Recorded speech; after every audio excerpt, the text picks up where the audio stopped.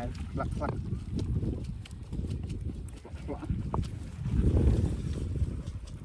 được không?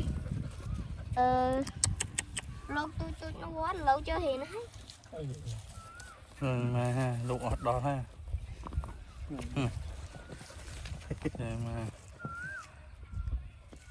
lật đây in pan tí vậy đấy. chuột nè đây tắt đánh mấy Giọt tức ha. Đám đám mấy đám đam bên đâu đó cắt nó khỏi đám vô cái đám mới xin đám mà to quá này còn nhân gì cái tích trứng thế này mà thấy rồi tắt đám này ở đám này đám này nó cho nó xuống cái à sao đấy mấy nấu đa nấu cay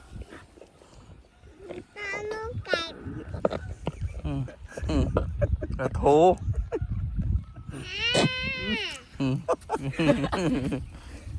và cái đám ấy đám phải cái đám nào thế nó sai y nhóm nè tròn sai 2 triệu đang chẳng đưa sai nhưng mà phụ à ngon kéo bằng lụt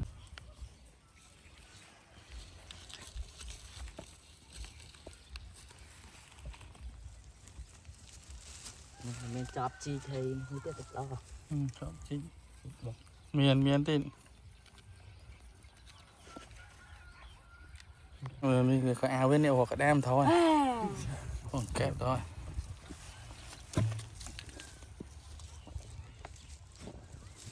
nón đấy nó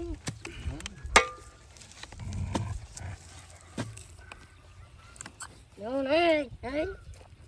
chắc sợ chắc cái tía rồi học kịch hòn cho con và bụng ta ăn tôm thơ mùi mấy nhỉ chứ không tới đầu tôm đo mấy pot time đấy anh và chấn quá xem coi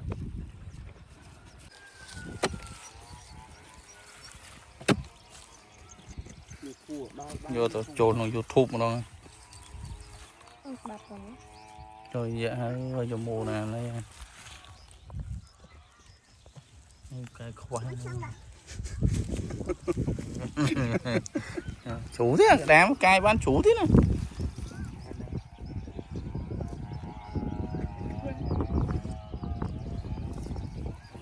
wow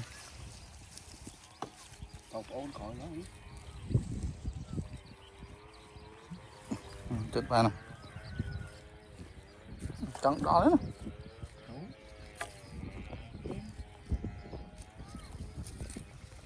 còn mai tới nó con sai cay không đâu đúng không đi cho nó giật cay chọn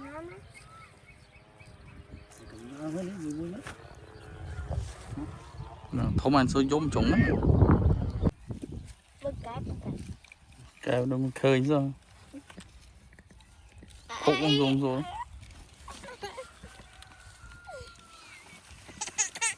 đó tôi sẽ giống thứ hai nấu chung nấu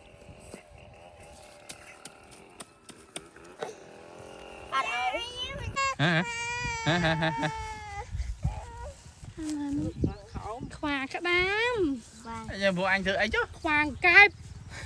nè son này đó là má bay bán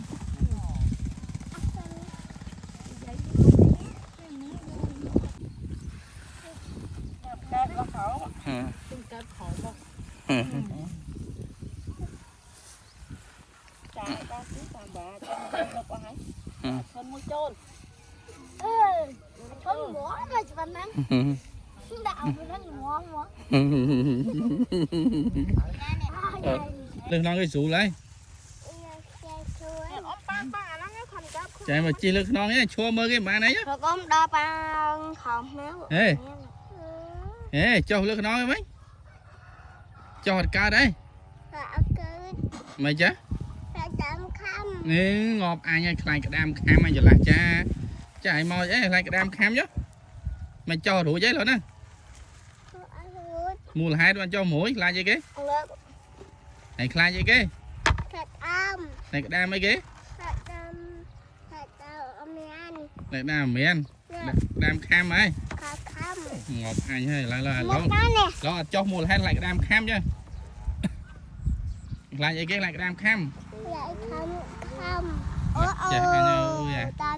một lớp chỉ lực non cái lại cái đam cam mà hả khoa cái đám giờ bộ anh thử ấy chứ khoan cái này nè đó là má bay bán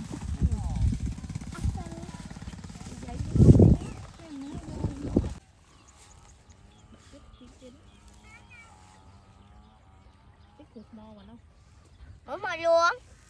bữa đi không mòn nè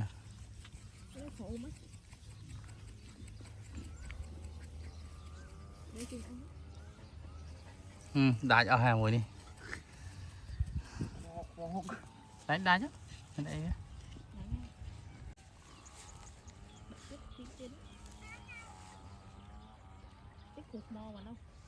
ở mà luôn bữa đi không mòn nè